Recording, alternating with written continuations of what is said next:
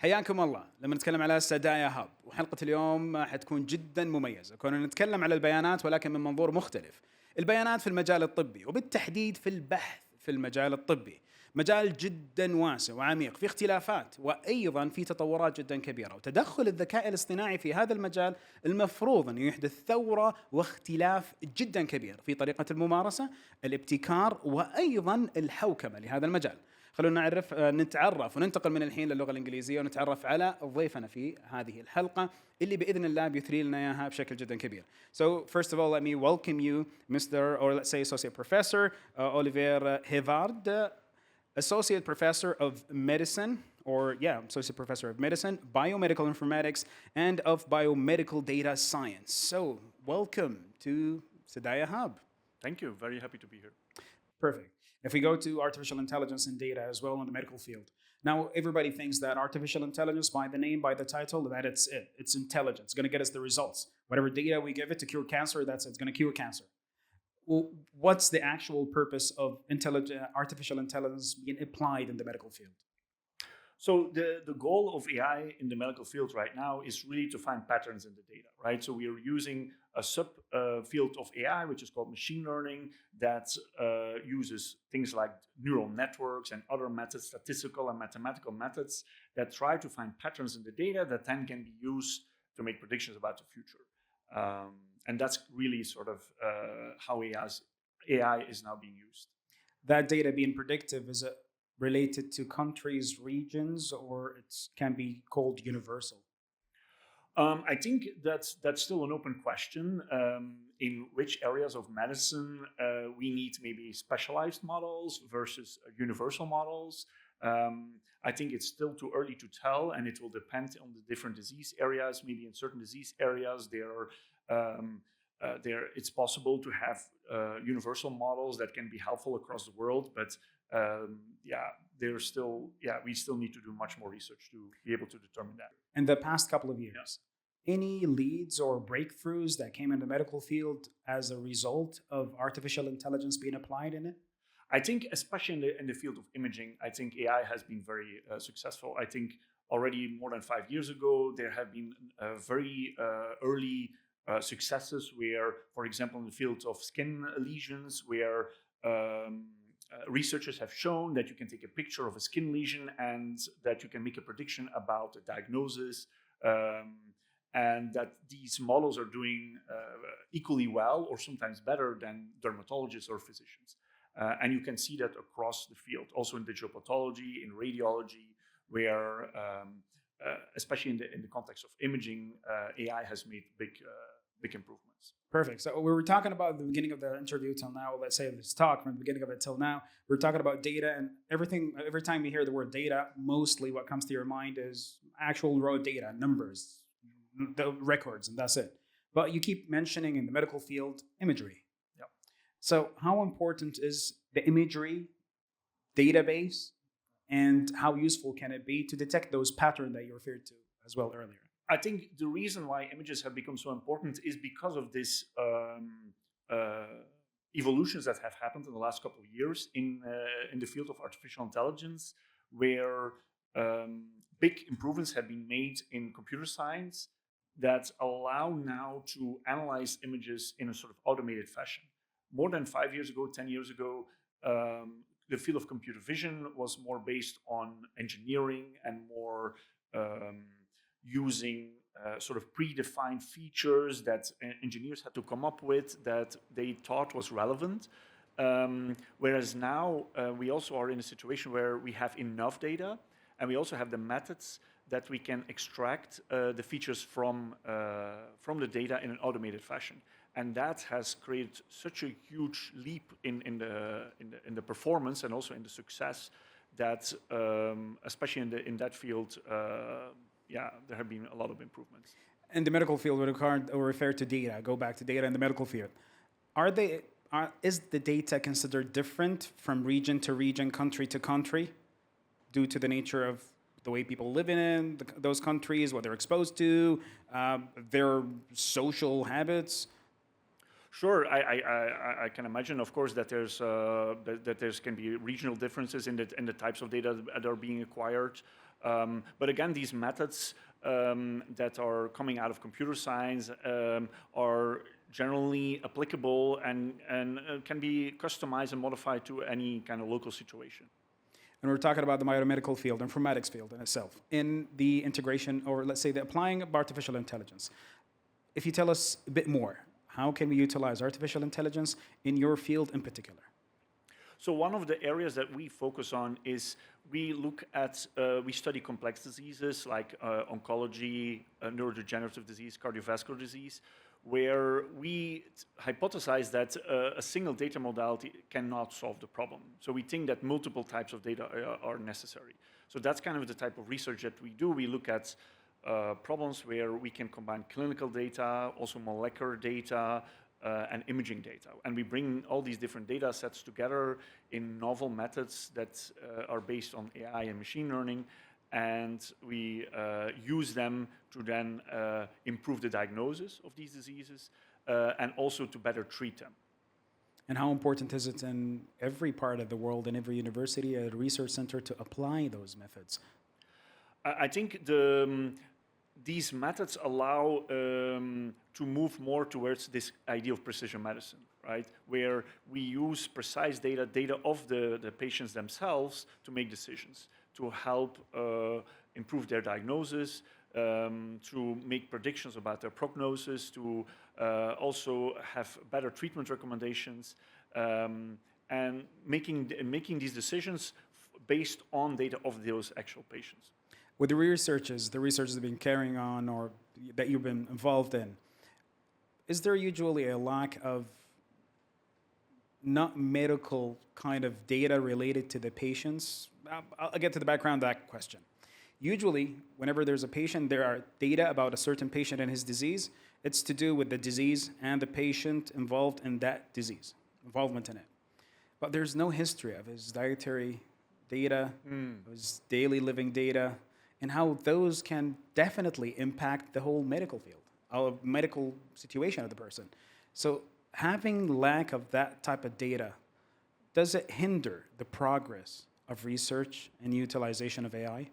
I think that's definitely an ongoing challenge, and that's also a very important research direction, actually, a future research direction. So a lot of the data that's nowadays being used is data that's being collected in hospitals. But you're alluding to more other types of data that are more capturing maybe lifestyle, environments, such as diets, maybe environmental toxins that people are exposed to, their region that they live in.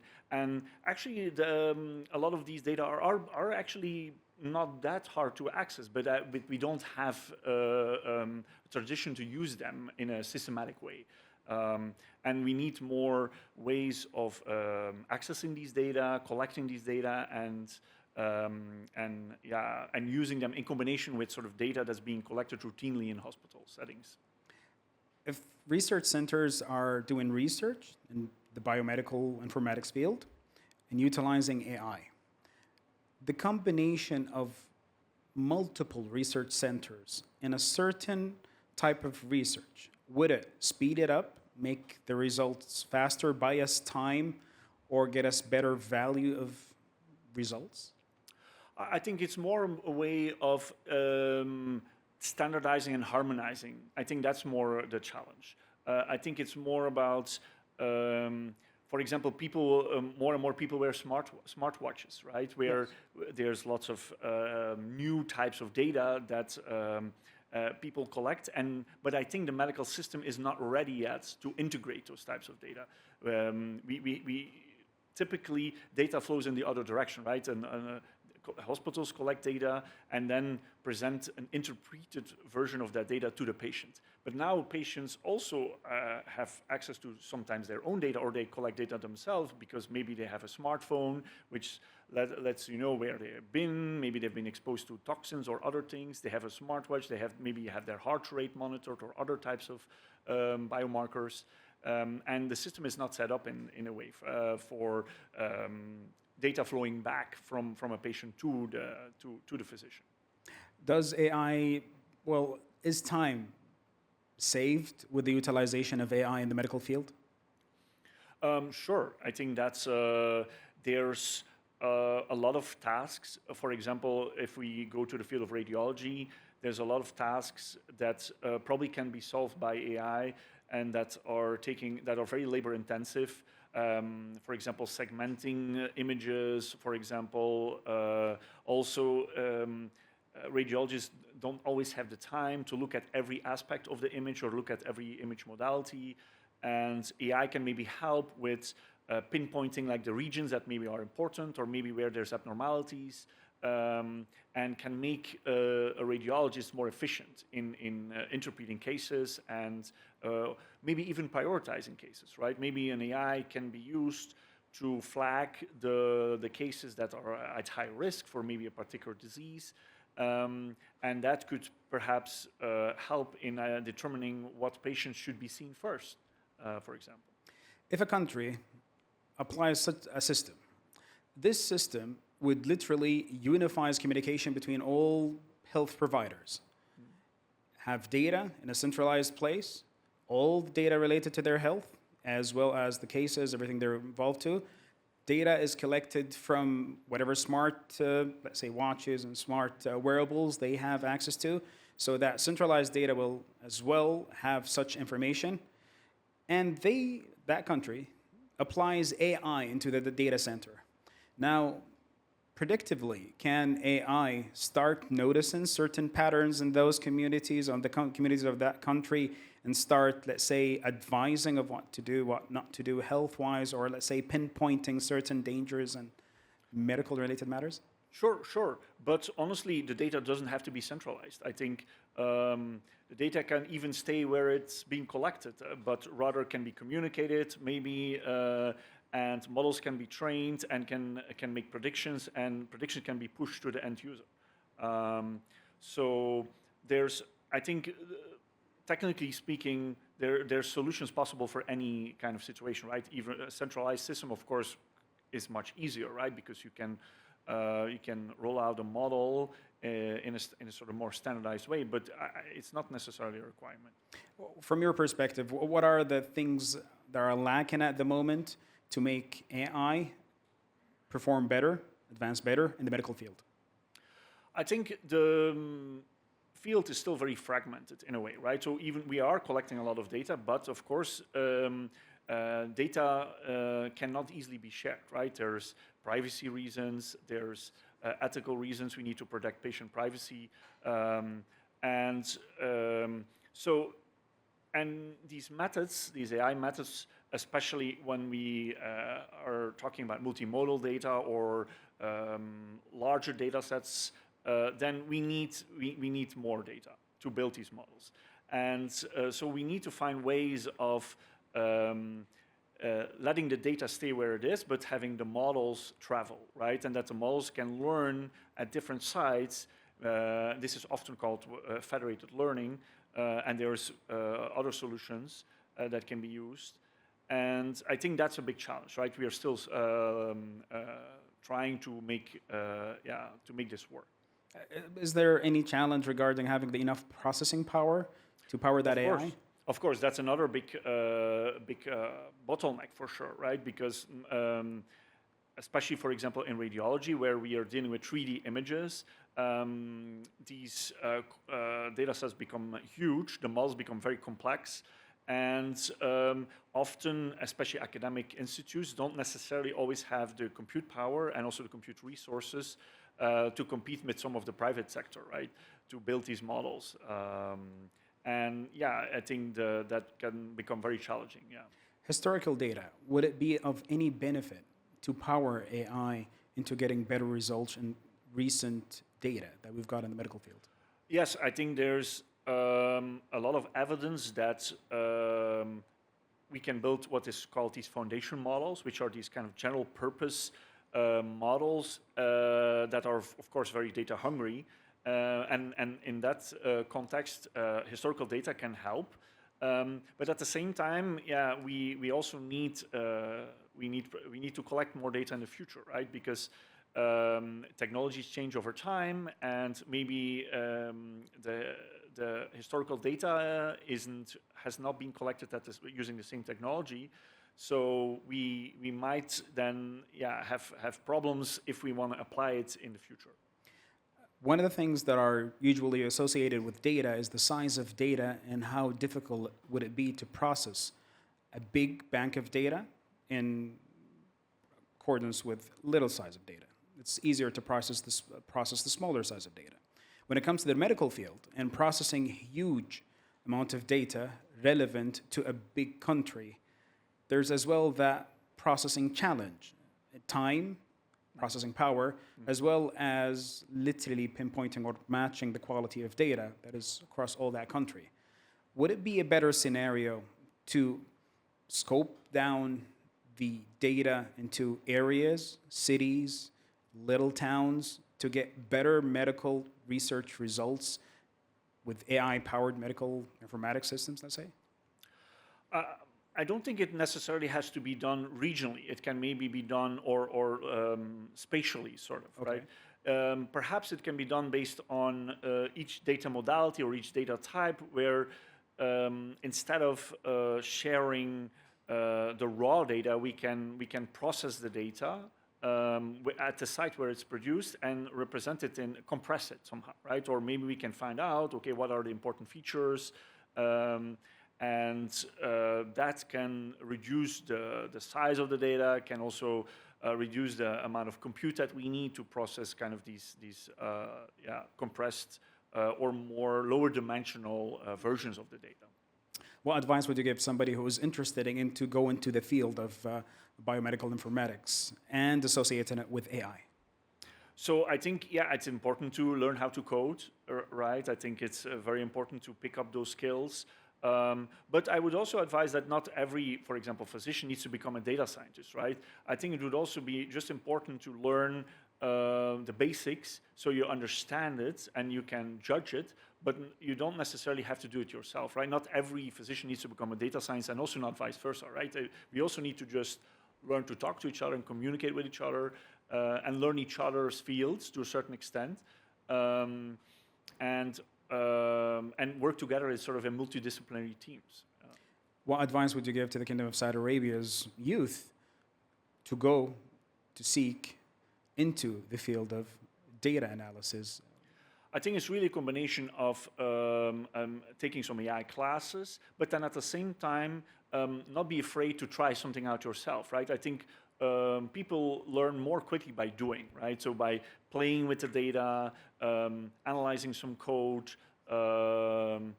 writing some code, finding there's plenty of data that's publicly available. More data is being shared, although of course it is still a challenge. But but importantly, also look for a problem that you care about, right? So because then you will be also more passionate about it, and you will be motivated, and that will help you in learning new skills. And don't be afraid to talk to people, right? Ask for help, chat with your friends or your colleagues or any mentors, and maybe this will put you on a journey, to become a scientist. Yeah. Brilliant. A scientist in the artificial intelligence field in this time of this globe, is it a positive challenge or is it a relaxed down job? I would say it's definitely a positive experience because there's so many things changing. It's a very the progression is very rapid. There's lots of new techniques coming out, new developments. And of course, it might be daunting, but at the same time, there's so many opportunities. There's also a lack of people. I think there's a lot of jobs in this area. I think, there's so many possibilities. Yeah. A stereotypical thought is that AI is going to replace us in the medical field. How truthful is that? I think this has been said already many times, even years ago, that predictions were made that AI will replace doctors. But many people have already disproven this, and I think also what will happen is that, and what we're already seeing is that the difference is that radiologists and physicians that work with AI will will be better suited for the future than physicians that don't work with AI. But I think AI will not replace humans in the near future. Would it boost up the power of actual physicians? Sorry? Would AI boost the power and then? Yes, that's exactly what I mean, right? I think that it will make them more efficient. I think you also want to have a minimum understanding of how these models work. That will help also to use AI in the right context, right? Because you don't want to make any mistakes in developing models and not testing them properly. Even when AI models are being deployed, we need to monitor them. We need to figure out, like, are they still calibrated to the population where they're being applied to? Brilliant. Now, AI into the medical field is always the privacy concern that you mentioned earlier. Sure. That privacy concern, there are definitely ways to tackle it, to, let's say, get that concern resolved so that we empower AI more. Can you give us some of those examples of, or let's say, points that we can empower those privacy concerns and fade them away? I think by letting the data remain where it is, right, and having the models travel to where the data is and where the compute is, I think then we can already resolve a lot of the issues. So we don't need to worry about data or patient privacy being violated. Yeah. So, and you said, I mean, using them as make the mold. The models, like so, the models so the themselves. AI models, the models that we build, they can travel to where the data is, right? And they can train on local instances of data. Again, this is this concept of federated learning, and that can really that can be sort of an initial solution for dealing with this problem. But as well, that would require certain governance for that data and who can access it. Sure, yes, that is true. Yeah. And definitely with AI being free to run with such data and to analyze it, to process it, and to go through it, will require as well monitoring of what results comes. Yes. And monitoring in the medical field, is it of importance to keep the AI in guidelines of what should be done? So I think in terms of monitoring, what is important is that when you deploy a certain model in a certain context, we need to keep track of its performance, right? We need to keep, because maybe the AI actually has an effect that it changes the practice, right? In terms of the treatment of the patients or the diagnosis. And then at a certain point, maybe the AI is not tuned to the problem anymore. So we might need to retrain it, fine tune it, or keep updating the model. Brilliant. Let's talk about, I mean, just an example. We've got 5 data centers that are connected and to get research carried out with AI. And those data centers, each of them has their own bank of data that is being, let's say, utilized within that AI. And there are results that occurs from the whole research that goes on with AI and, let's say, in the field itself. Who owns the results?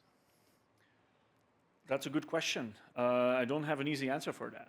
Ownership of data results and AI results are still? I think it depends on the situation, right? I think it depends on what is the governance of these data centers, like what is their collaboration agreement, right? What kind of collaboration did they set up? It's very hard to give sort of a very specific answer for such a hypothetical situation. Yeah. What would be like the dream situation to get the field advanced with the utilization of AI in this current time? I think I think continuing with the digitization of data, I think that's important, right? I think there's still a lot of hospitals and centers are still struggling with connecting all the different data modalities. There's still quite some challenges there. And there's also a challenge in harmonization and standardization across countries and across data modalities. and that makes it difficult to develop solutions that can be easily applied across multiple countries and sites. May I ask the difference between a biomedical engineer and the biomedical informatics? Sure. I guess an engineer designs new solutions versus maybe an informaticist focuses more on the data science component and the IT component of a problem. Do they work together? Of course, of course. Definitely. Yeah. Is there a lack of informatics specialists in the medical field? I think there's, of course, there's a lack of any type of data scientist, right? Right. AI engineers, biomedical informaticists.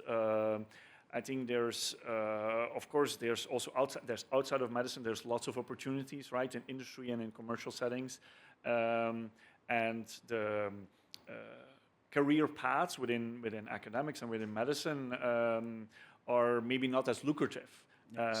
So there's definitely a lack of talent. Yeah. Did you get an opportunity to look at SDAIA's work in data and artificial intelligence? Of course, with this visit here this week, we've seen a lot of projects and a lot of the work that SDAIA has been doing in biomedicine in lots of different areas, from breast cancer to lung diseases and to glaucoma. Would you mind sharing your thoughts regarding what you saw? I think there's a lot of very cutting-edge work being done here. There's a lot of advancements that have been made in these areas, using AI techniques, deep learning to develop models that can actually help and that are being deployed right now. I think that's definitely a very big advancement here. Are biomedical results or research results in biomedical field, are they universal? I think the jury is out on that. I think we don't know. We need to do those studies. Some work has already been shown that there's different populations, right? And that even though maybe general purpose models can be built, that still these models might have to be fine-tuned in all different situations and different clinical settings. And so we might, we still need to test these theories and test.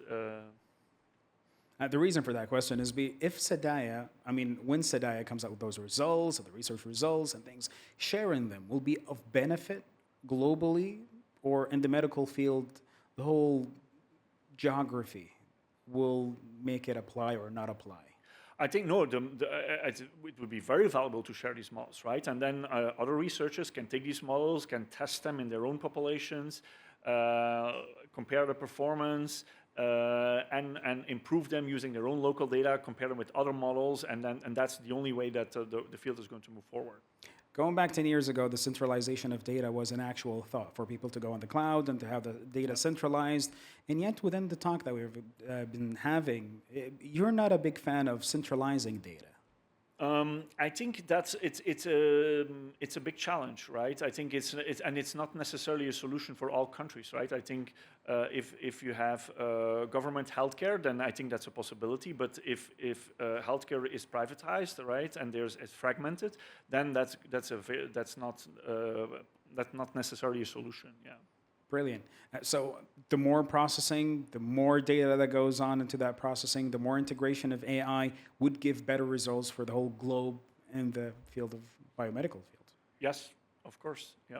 How can we confirm a research result that has been generated, or let's say suggested, a model that has been suggested by AI, and how can you take it from the research lab into a clinic?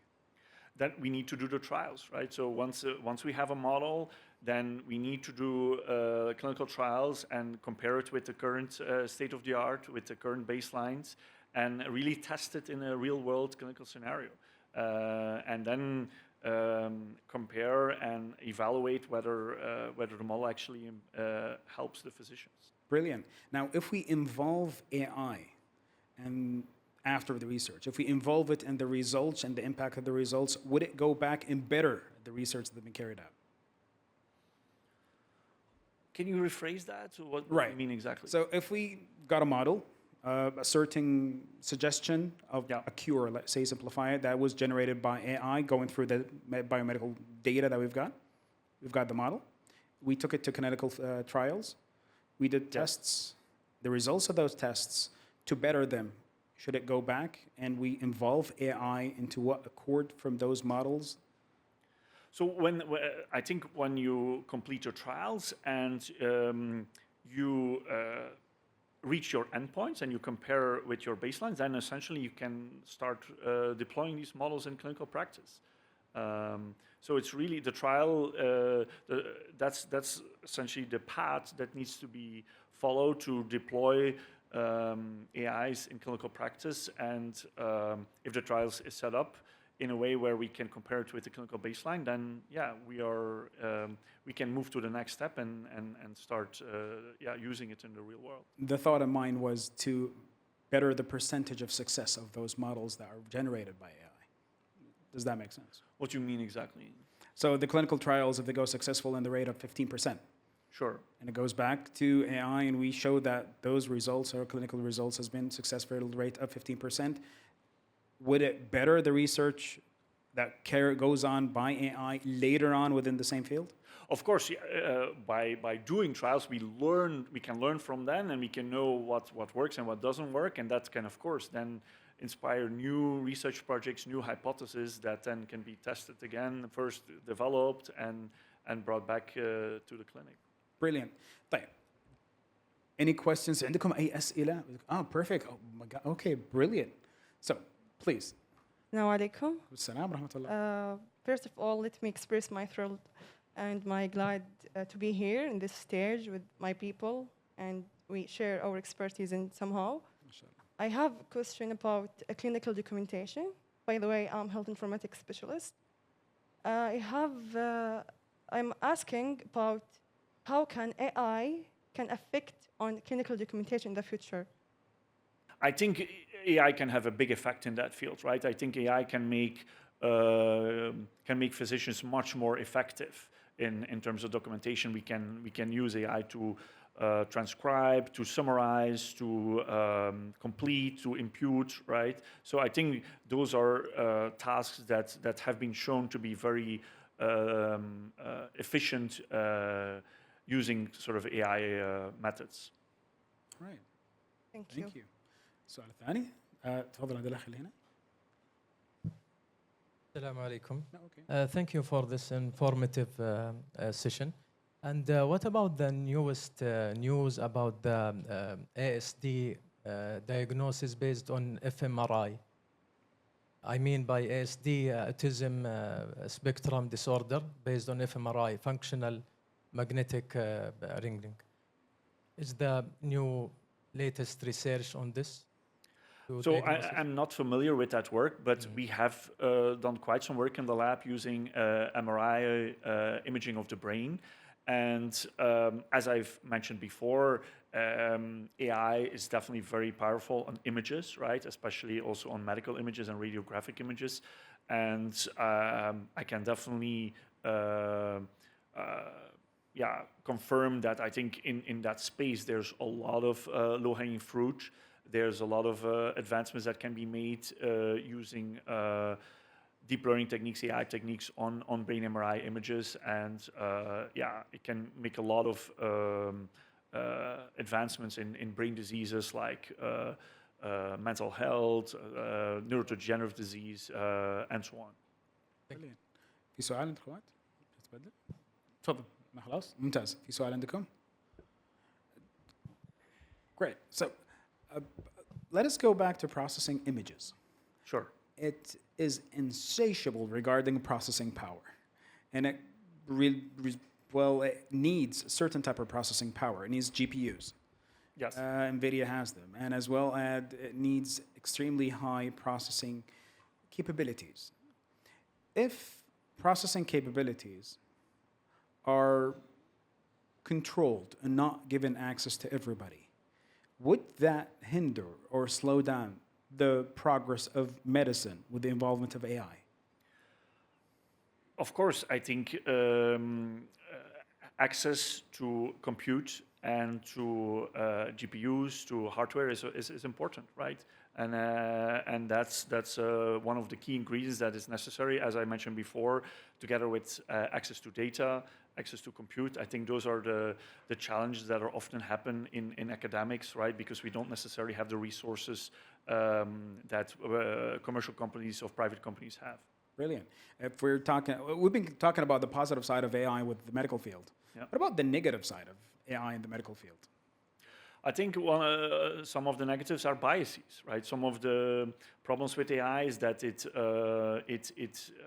some of the data that we collect is biased, and AI is not going to solve that, right? AI is just going to maybe even make the bias worse. So we need to be careful with that. Also, a lot of the models that we build are not necessarily easily interpretable. So most of these models are black box models. And even though interpretation of AI models is not necessarily a prerequisite for being deployed in medicine, still many physicians feel not at ease if they don't understand what the model is doing. But there's still a lack of methods to understand what these models are doing, and more work is needed to better understand them. With the first issue, so you said it's bias. Yes. Would you elaborate more? So I think it can, for example, project biases for certain population groups.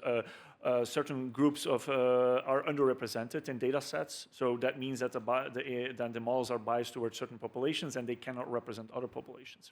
And we've talked about that already, right? So that's also what I was saying earlier about we don't know if a universal model will work for all populations, right? So, and if we don't measure minorities, right? If we don't get data from minorities, we don't know if these models are actually going to generalize to these populations. If the globe, God forbid, goes into another pandemic, would AI support in finding cure faster than the one that we had? I think what we have seen is already with COVID, right? Look at what the response was to COVID. I think the development of the vaccines was very rapid. A lot of processes have been improved in terms of responding to a pandemic. So I would say if this happens in the near future, that we are better prepared. Yeah. Maybe a final question. Sure. With a scenario. Yeah. If our personal data, or let's say our personal actions and health-related data are collected second by second of the day, as well as our health records are connected and collected second by second whenever they occur, would it give a better opportunity for humanity for better health? I think you touched upon the right point. I think I've been talking a lot about precision medicine, right, and about data that's being collected in hospitals. But we should, and I think this is also where the field is going, and there's efforts in this way, move more to precision health and prevent the occurrence of disease instead of treating disease, right? And that's what I think wearables, such as watches, maybe smartphones, other low-tech devices or devices that don't require necessarily a large investment, these can probably help in prevent disease, and all these data that we collect in real time can hopefully diagnose problems earlier, or also give us suggestions about diet, lifestyle, exercise to lead healthier lives. Yeah. Brilliant. If you don't mind, I'm going to comment about a couple of questions that I mentioned. Yep. So. Earlier, I did ask you about what if one of those countries just makes a unified data center, all the data coming from health sectors goes into one place, and AI is applied there as well, so that it can better the health of that community. A program was initialized in the Kingdom of Saudi Arabia a couple of years ago, and a couple of months ago, they talked about unified health record. So the unified health record in the Kingdom of Saudi Arabia would give the benefit of AI being utilized in the future so that it analyzes the data of all the patients of the Kingdom of Saudi Arabia, as well as getting some data from other applications, which is answer for another question. We do have initiatives here with certain applications from the government, with applications that count steps, that have challenges in the community to do who does better steps and better health records, you count calories as well as that. There's fitness for all, health for all. Certain applications do connect as well to smart wearables so they can collect data. SDAIA and its partners, the Kingdom of Saudi Arabia is partnering with a lot of, let's say, initiatives. They're carrying a lot of initiatives, and they're partnering with a lot of institutes to try to get as much secure data as possible from citizens, as well people who are living here, so that we can better the future and work on not giving treatment, but preventing disease. And I think preventing diseases is much more important, definitely, from curing health, curing issues and problems. Would you agree with that? Yeah, that's what I just said. Brilliant. Professor, or assistant professor, can I call you that? Yes, assistant professor of medicine, biomedical informatics, and of biomedical data science, Oliver Hevard. Got it right? Thank you so much for being with us today. Thank you so much. Thank you. وبالتأكيد شكرا لكم جميعا على تواجدكم معنا. أتمنى أن استفدنا من مسألة البيانات، أهمية البيانات بالمجال الطبي، كيف نقدر بإذن واحد أحد وكونكم في أماكن جدا جميلة في الكامبسز والأشياء اللي أنتم موجودين فيها، كيف نقدر نستفيد من هذه البيانات، نطلع بأفكار جميلة تثري المستقبل في هذا المجال. وعساكم دوم على القوة. أكيد شكرا مرة ثانية لضيفنا. السلام عليكم ورحمة الله وبركاته. شكرا. Thank you so much.